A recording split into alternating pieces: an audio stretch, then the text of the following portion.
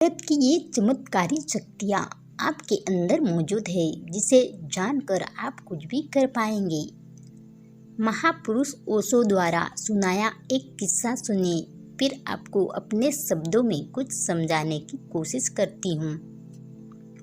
एक बार एक व्यक्ति जो कि एक कविता रात 9 बजे घर से यात्रा के लिए कहीं निकला। सफर लंबा था। उसने बस में ही किताब खोली और कुछ लिखने लगा। कुछ ही देर बाद उसके मन पर उदासी छा गई।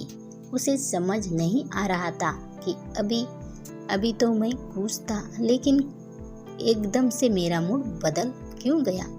वो रात 2 बजे होटल में पहुंचा। वो कमरे में गया तो उसे आवाज़ आई, मुन्ना। उसे महसूस हुआ कि बाहर से उसे कोई पुकार रहा है, लेकिन मुन्ना नाम से उसे केवल उसके पिताजी ही पुकारते थे। जब उसने दरवाज़ा खोलकर देखा तो बाहर कोई न था। उसे लगा ये मेरे मन का वहम है। थोड़ी देर बाद फिर किसी की आवाज़ सुनाई दी, मुन्ना। फिर से उसने बाहर देखा और बाहर कोई ना था। 3 बजे उस व्यक्ति ने घर फोन लगाया तो पता चला उनके पिताजी की 2 बजे मौत हो गई। आप में बहुत से लोगों को यह बात साधारण लग सकती है, लेकिन यह बात कुदरत के और हमारे अंदर मौजूद अवचेतन मन के रहस्य से जुड़ी हुई है।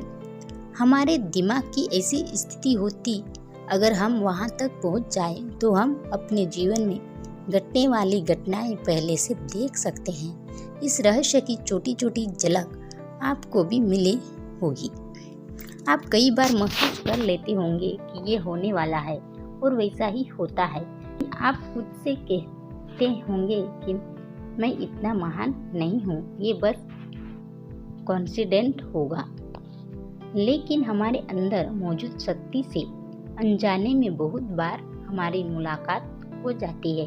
बड़े बड़े कवि, लेखक, चित्रकार, संगीतकार अनजाने में ही शक्ति का उपयोग अज्ञानतावश करते हैं। इसलिए आप उन लोगों में बचपना जरूर पाओगी।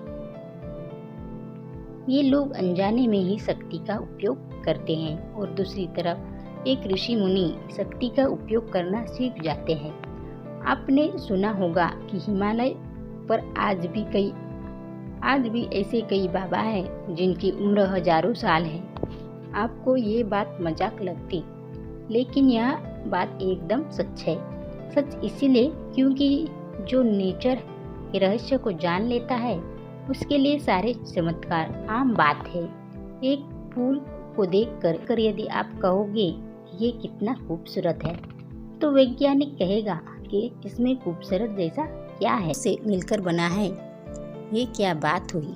केवल फूल के तत्व मात्र जान लेने से आप उसकी सुगंध को न जान लोगे। फूल को महसूस किया जा सकता है, उसे प्यार किया जा सकता है, लेकिन हर चीज डिलीट में घुसकर उसे वैज्ञानिक रूप में देखने से हम नेचर को कभी ना समझ पाएंगे।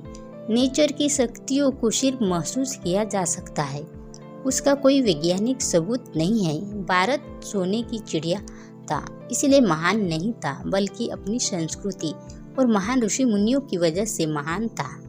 इस पृथ्वी में और आपके अवचेतन मन में बहुत सी शक्तियाँ और रहस्य मौजूद है।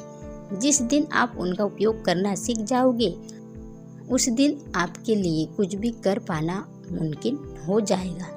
अपने अंदर उस शक्ति को ढूंढो, मौन हो जाओ। मौन की अवस्था में ही हमें उन शक्तियों की झलक मिलनी शुरू होती है। आप ये समझ लो, आप जिस भगवान को मानते हो, आप भी उन्हीं तत्वों से मिलकर बने हो, और उन्हीं भगवान का हिस्सा हमारे अंदर मौजूद है। यदि भगवान का हिस्सा हमारे अंदर मौजूद है, तो हम कितने ताकतवर हैं, सोचो। जिस दिन खुद को जान लोगे, उस दिन आपके अंदर स्वयं भगवान का वास होगा।